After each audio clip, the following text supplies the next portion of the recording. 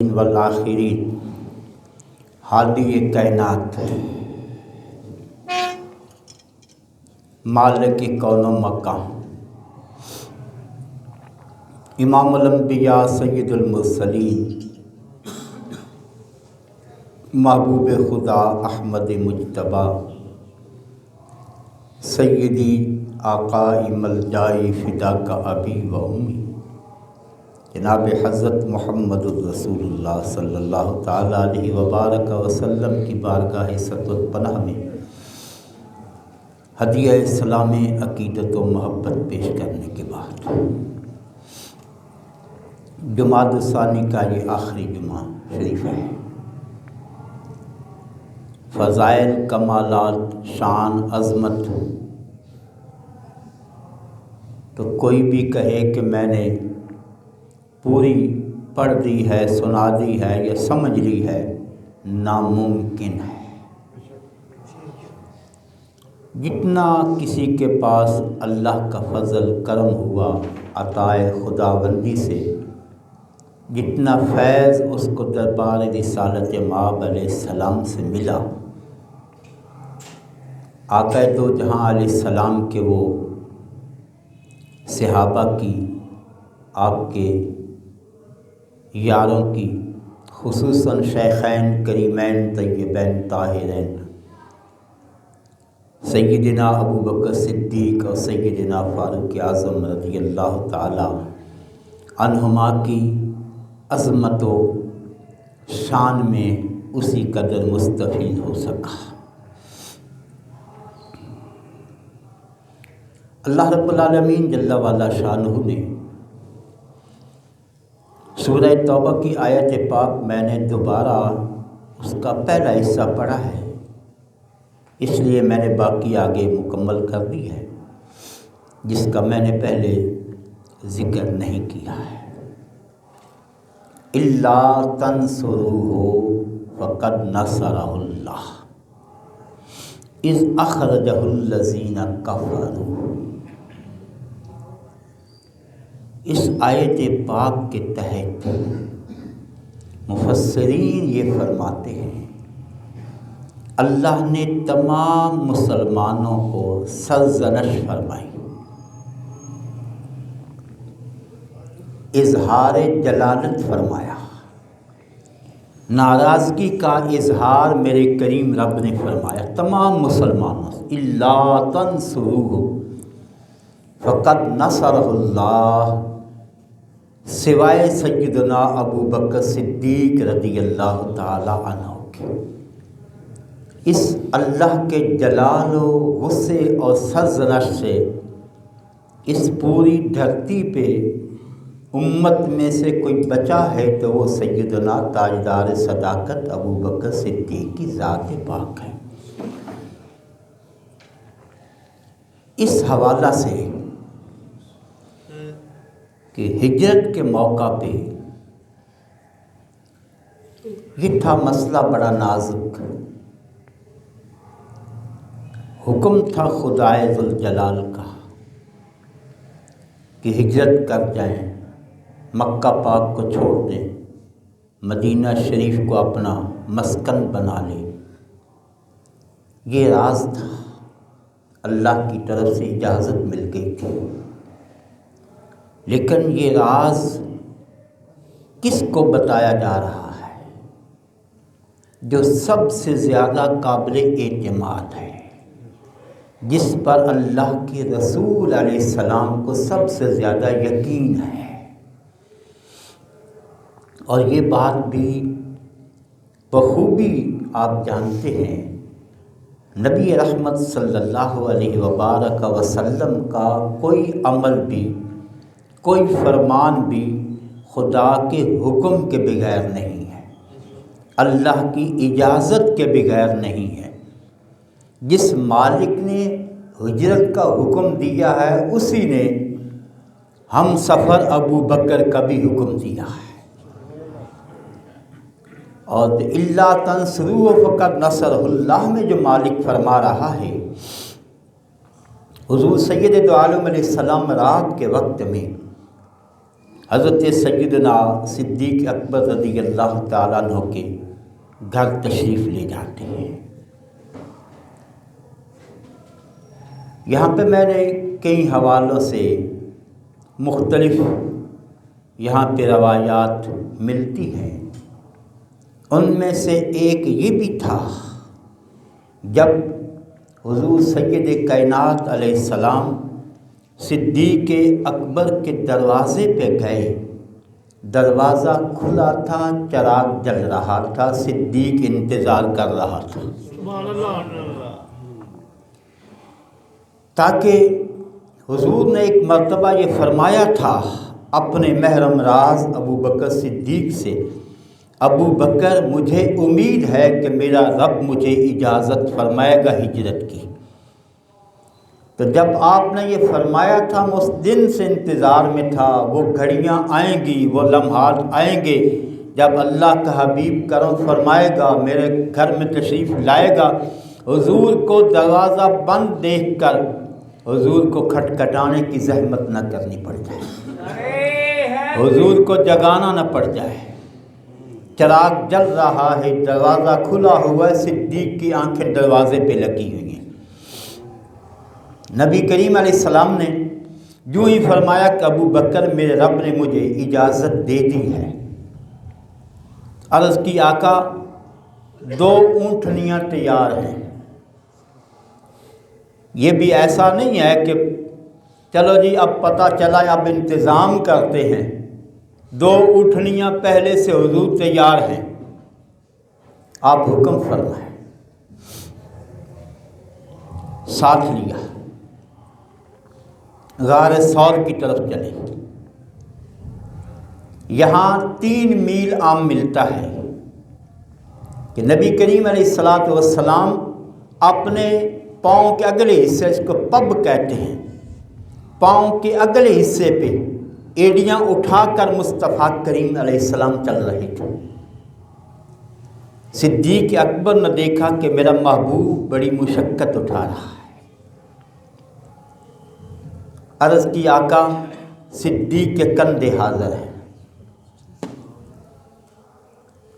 آقا کریم علیہ السلام سوار ہوئے ابو بکر صدیق کے کندھوں پہ۔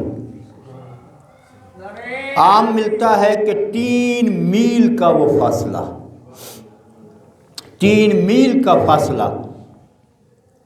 یہ دیکھیں ذرا اندازہ جو گئے ان کو اندازہ ہوگا کہ نکیلا پہاڑ ہے، چڑھائی ہے، اور کس کو اٹھایا ہوا ہے؟ سید الانبیاء صلی اللہ تعالیٰ علیہ وبارک وسلم کی ذات اقدس کو۔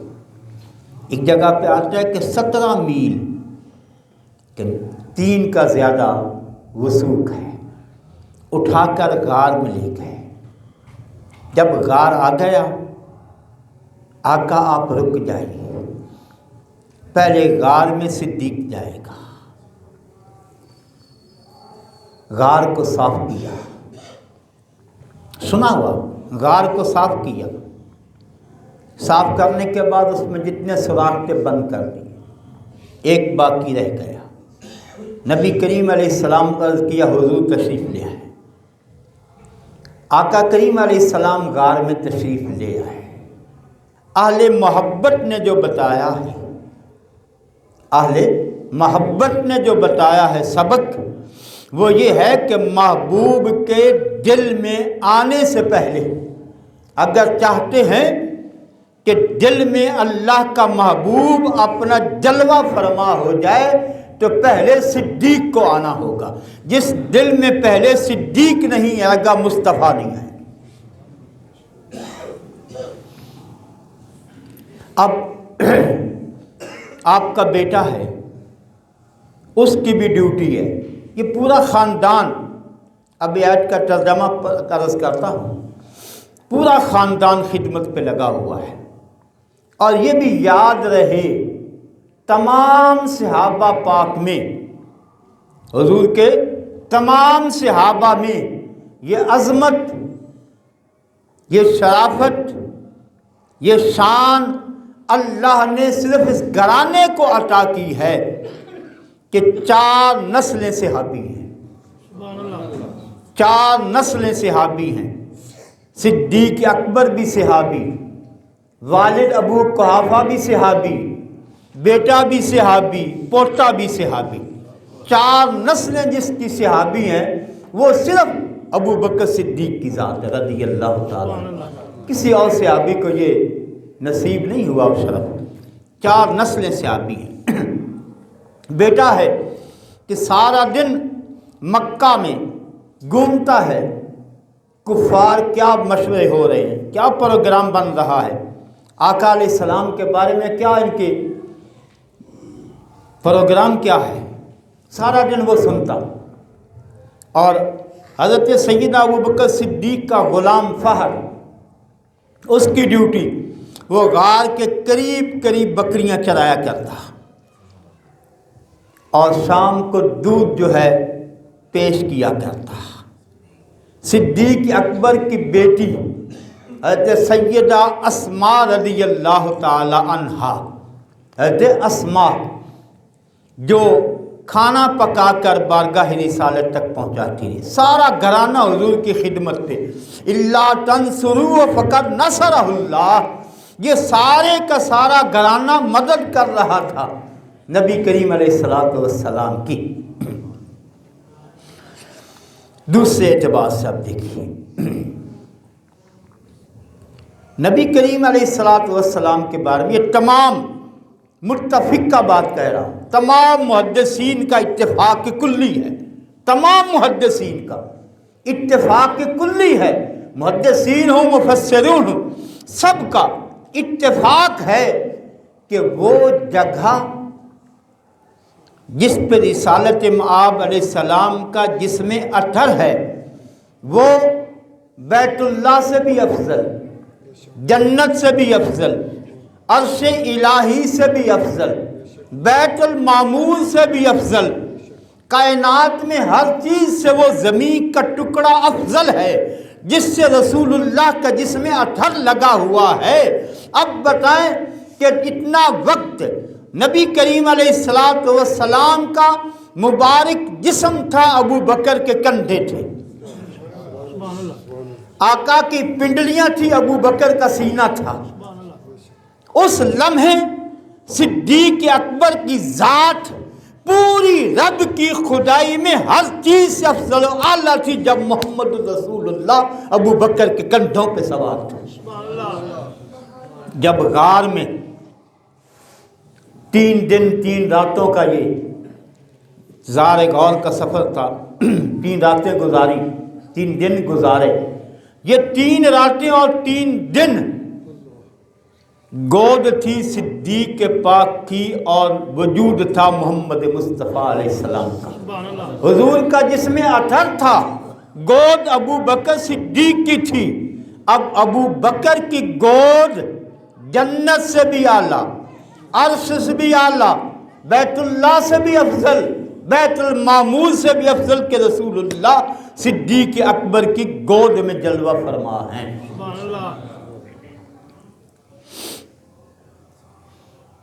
سفر ہجرت ہے، پورا گھرانہ، اس لیے آپ نے کہا اللہ تنصروہ فقد نصرہ اللہ، سب کی سرزنش فرما دی، لیکن ہمارے ایک صدیق ہے جس کو استثناء ہے، وہ اللہ کی رسول کی مدد کر رہا تھا، پورا خاندان پورا کنبہ کر رہا تھا۔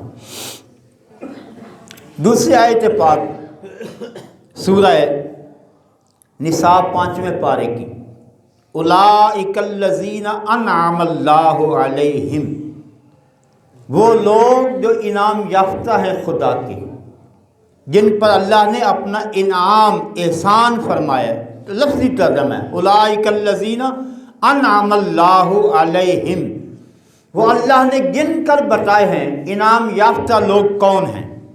من النبیین، سب سے پہلے انبیاء کی جماعت، والصدیقین، اس کے بعد صدیق، اس کے بعد شہید، اس کے بعد صالحین۔ یہ مالک کائنات نے 4 بالترتیب بتائے کہ انعام یافتہ سب سے زیادہ جو ہیں وہ انبیاء کی جماعت ہے، پھر صدیق، اور صدیقوں کا امام ہے صدیق اکبر، صدیقوں کا امام۔ میں اپنے پاس سے لفظ جملہ بالکل نہیں کہہ رہا، قرآن پاک کی آیت پاک میں چونکہ پہلے پڑھ چکا تھا، والذی جاء بالصدق وصدق بہ اولئک هم المتقون۔ اللہ ان کو تصدیق کرنے والے صدیق اکبر کو اللہ متقی بھی فرما رہا ہے، اور صالحین کا جہاں لفظ آیا ہے، اور دوسری آیت پاک جو سورہ توبہ کی ہے 11ویں پارے کی، یا ایھا الذین آمنوا اتقوا اللہ وکونوا مع الصادقین، مفسرین نے کہا یہاں صادقین سے مراد ابو بکر صدیق اور فاروق اعظم کی ذات اقدس ہے۔ ایمان والو، یا ایھا الذین آمنوا اتقوا اللہ، ایمان والو، بات ہی اللہ ایمان والوں سے کر رہا ہے، بے ایمانوں کو رب مخاطب ہی نہیں کر رہا۔ یا ایھا الذین آمنوا، اے ایمان والو، اتقوا اللہ، اللہ سے ڈرو، وکونوا مع الصادقین، اور سچوں کے ساتھ ہو جاؤ۔ یہاں پہ مفسرین نے کہا کہ صادقین سے مراد سیدنا صدیق اکبر، سیدنا فاروق اعظم رضی اللہ تعالیٰ عنہ کی ذات ہے۔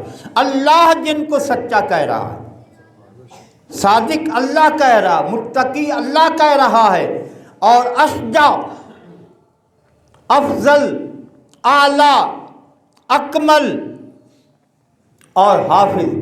اس دور میں حضور کے زمانہ رسالت مآب علیہ السلام میں انصار میں سے صرف 4 لوگ تھے جن کو قرآن حفظ تھا، 4 لوگوں کو قرآن پورا یاد تھا۔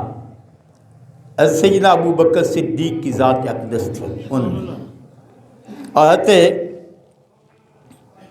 عبداللہ ابن عمر رضی اللہ تعالیٰ عنہ کہ پوچھا گیا کہ حضور علیہ السلام کے زمانہ اقدس میں آپ کی ظاہری حیات طیبہ میں حضور کی موجودگی میں کوئی فتویٰ دیا کرتا تھا؟ مایا کہ شیخین کریمین تھے، سیدنا ابو بکر صدیق، سیدنا فاروق اعظم، وہ ذوات مقدسہ ہیں جو حضور علیہ السلام کے حیات طیبہ میں حضور کی موجودگی میں جنہیں فتویٰ دینے کا محبوب خدا نے اجازت بخشی ہوئی۔ اگلے حوالے سے کہ ظاہری زندگی پاک میں، میں نے جو کتابیں ان کے نام اگر کہیں بتا دیتا ہوں، خلفائے راشدین، علامہ جلال الدین سیوطی رحمۃ اللہ علیہ، مستند کتاب ہے، تاریخ الخلفاء ہے، مقامات صحابہ ہے، شان صحابہ ہے، یاران مصطفیٰ ہیں، مختلف کتابوں سے میں نے جو اخذ کیا ہے نا، عرض کر رہا ہوں کہ نبی کریم علیہ السلام کے زمانے پر حضور نے فرمایا مروا ابا بکر فلیصلی بالناس، ابو بکر سے کہو کہ لوگوں کو نماز پڑھائے۔ کہتے ہیں کہ ایک جگہ پہ میں نے یہ پڑھا ہے، یہ خلفائے راشدین کے حوالے سے اور تاریخ الخلفاء کے حوالے سے عرض کر رہا ہوں۔ یہاں پہ میں نے ان کو 2 کتابوں میں آج ہی پڑھا ہے۔ جب سرکار نے حکم دیا نا، اتفاق ہے کہ سیدنا ابو بکر صدیق موجود نہیں تھے، اس وقت موجود نہ تھے۔ سیدنا عمر فاروق رضی اللہ تعالیٰ عنہ مصلی رسول کے لیے آگے بڑھے، امامت کے لیے آگے بڑھے، انہوں نے نہیں نہیں نہیں 3 مرتبہ نہیں، بس نہیں بھائی، ابو بکر کے ہوتے ہوئے کوئی شخص بھی مصلی رسول پہ نہیں کھڑا ہو سکتا ہے۔ یہ ان کی عظمت ہے، ان کی شان ہے۔ اور حضور کی ظاہری حیات طیبہ میں 17 نمازیں ابو بکر صدیق رضی اللہ تعالیٰ نے مصلی رسول پہ کھڑے ہو کر 17 نماز ابو بکر صدیق نے پڑھائی ہیں آپ کی زندگی پاک میں۔ جس حوالے سے بھی دیکھتے جائیں نا، انشاءاللہ آپ کو کامل و مکمل ذات اس پوری امت میں انبیاء کے بعد وہ سیدنا صدیق پاک کی ملتی ہے۔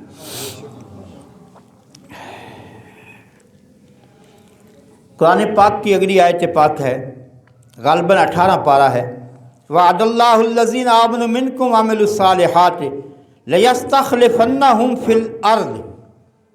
مفسرین نے یہ کہا ہے کہ یہ آیت پاک حضرت سیدنا ابو بکر صدیق رضی اللہ تعالی عنہ کی خلافت کے بارے میں رب نے حکم دیا ہے۔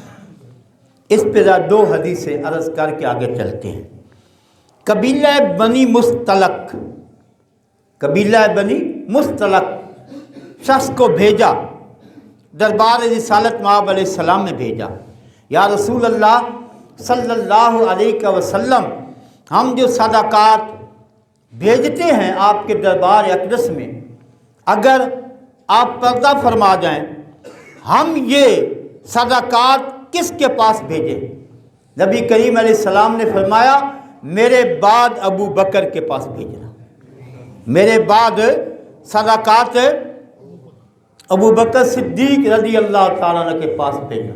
ایک خاتون دربار رسالت مآب علیہ السلام میں حاضر ہوئی، سرکار سے کچھ عرض کیا، سرکار نے فرمایا پھر آنا، انہوں نے فرمایا پھر آنا۔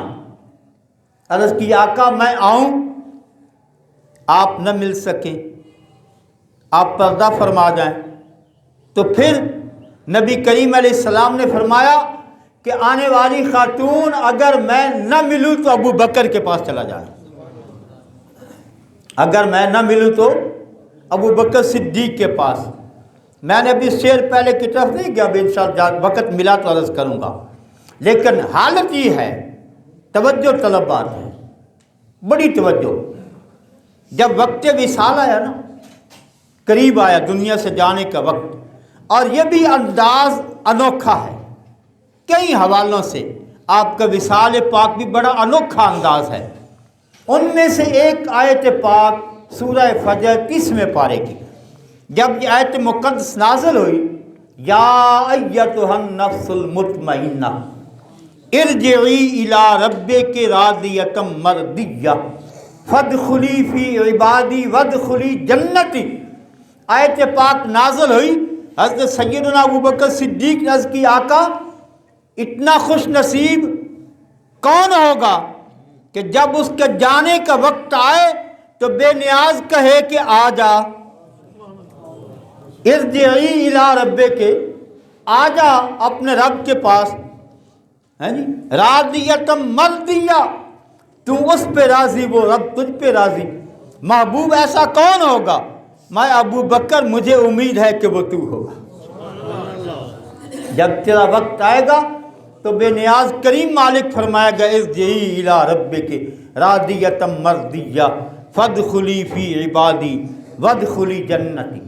اور آگے ذرا توجہ، جب قریب وقت آیا آپ کے پاس ایک اونٹنی، ایک بیت المال کی سرکاری ایک اونٹنی، ایک پیالہ، ایک چادر، 2.25 سال یا 2 سال 17 ماہ آپ نے حکومت کی، امیر المومنین رہے، تو آپ کے پاس بیت المال کا کیا تھا؟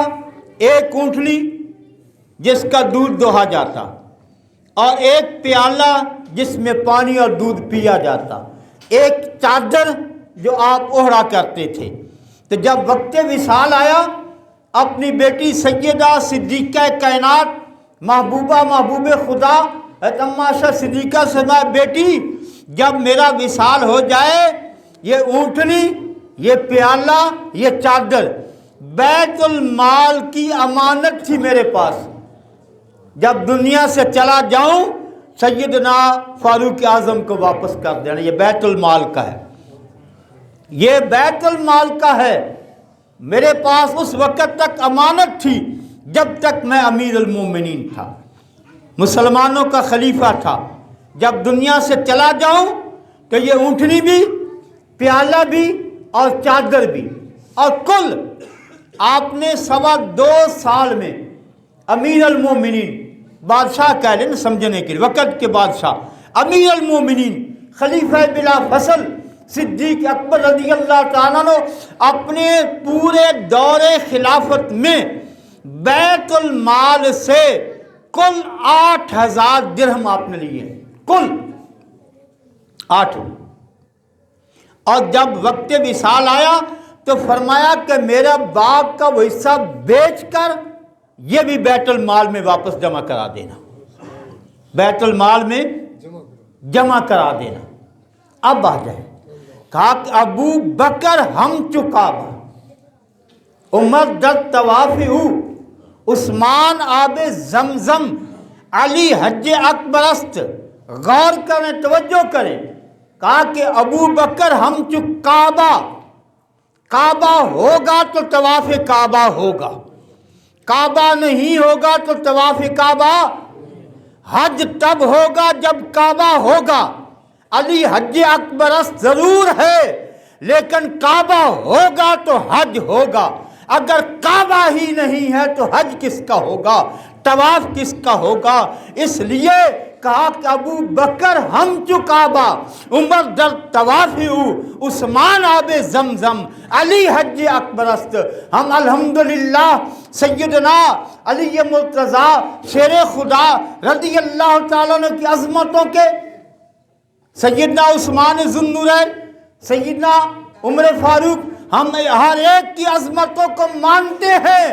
اللہ کے محبوب نے، اللہ نے ان کو جو شانیں دی ہیں اس کو ہم ضرور مانتے ہیں کہ شیر خدا بیت اللہ میں پیدا ہو۔ فاتح خیبر شیر خدا کی ذات ہے، جس کو اللہ کے محبوب نے اپنا ویر بنایا، اپنا بھائی کہا، وہ شیر خدا ہے۔ لیکن میرے محبوب کریم نے یہ بھی فرمایا، ابو بکر انت صاحبی، تو میرا صاحبی فی الغار وانت صاحبی فی الحوض، تو میرا غار کا بھی ساتھی ہے، تو حوض کوثر کا بھی میرا ساتھی ہے، میرا غار کا بھی ساتھی ہے۔ اور لیکن کمال ہے، آج تو سمجھ نہیں آتی ان کو، پتہ نہیں کس کٹگری کے یہ پیدا ہونے والی مخلوق ہے۔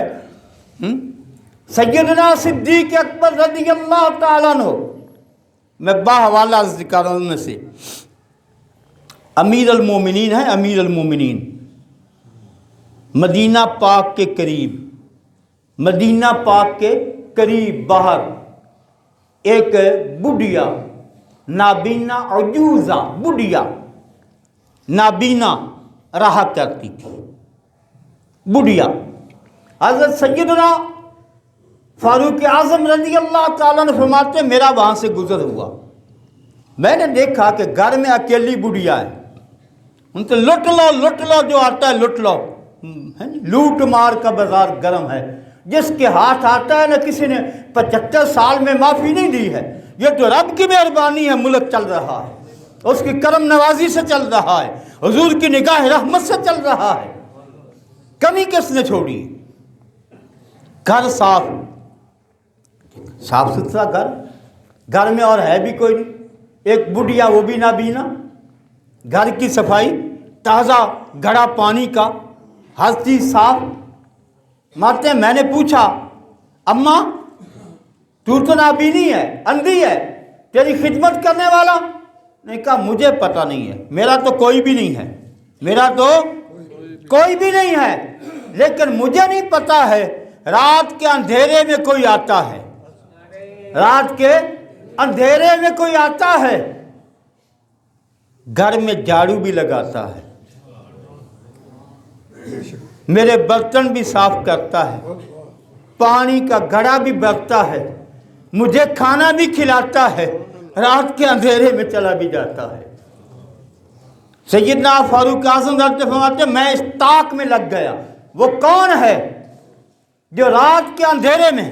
اس وقت سیدنا ابو بکر صدیق امیر المومنین تھے، امیر المومنین تھے اس وقت۔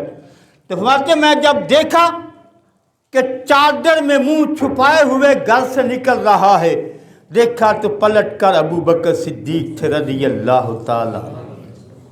خدمت کا یہ عالم، اور ایک اور اس سے بھی عجیب تر مارتے جب آپ کا وصال ہو گیا، میں نے اماں عائشہ صدیقہ سے پتہ کروایا کہ حضور صدیق اکبر کا معمول کیا تھا زندگی میں، کام کیا کرتا، انوکھا کام کیا تھا؟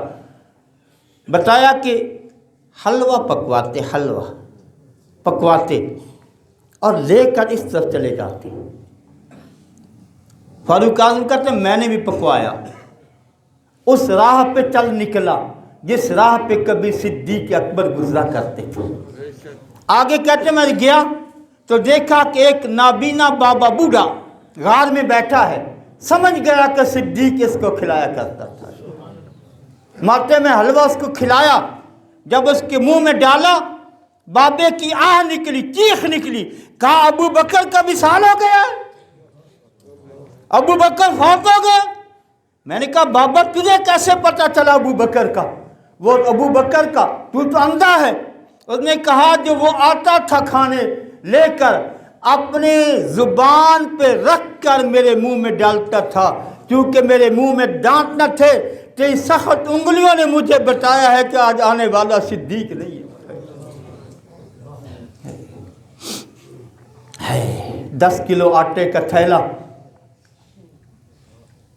نیوز والے بھی آ جائیں، چینل والے بھی آ جائیں، ہیں جی، کسی غریب کو دینے کے لیے اس کی غربت کا جنازہ نکلنے لگا ہے، اور تم بھی تصویر بنا لو ہم 10 کلو آٹے کا تھیلا دیں، تم اپنے باپ کا دینے لگا ہے؟ یہ تیری ملکیت ہے جس سے دینے لگا ہے؟ اللہ نے مال دیا ہے اور اللہ نے تمہیں یہ اختیار دیا ہے، وقت دیا ہے، لیکن یاد رکھ لے تجھ سے بڑے بڑے تہے مزاج چلے گئے، نہ نام رہے نہ نشان رہے۔ اگر نام باقی رکھنا ہے اللہ رب العالمین کی اس کے بندوں کی مخلوق کے ساتھ انصاف کر، ان کے جو حقوق رب نے رکھے ہیں ان کا خیال کر۔ وقت آنے والا ہے لیکن باتیں تو ابھی بہت زیادہ ہیں، وقت اپنے آخری طرف کے چلا گیا ہے۔ حضرت سیدنا شیر خدا رضی اللہ تعالیٰ کا ایک جملے سے وقت ختم ہو گیا، بات ختم کر دوں۔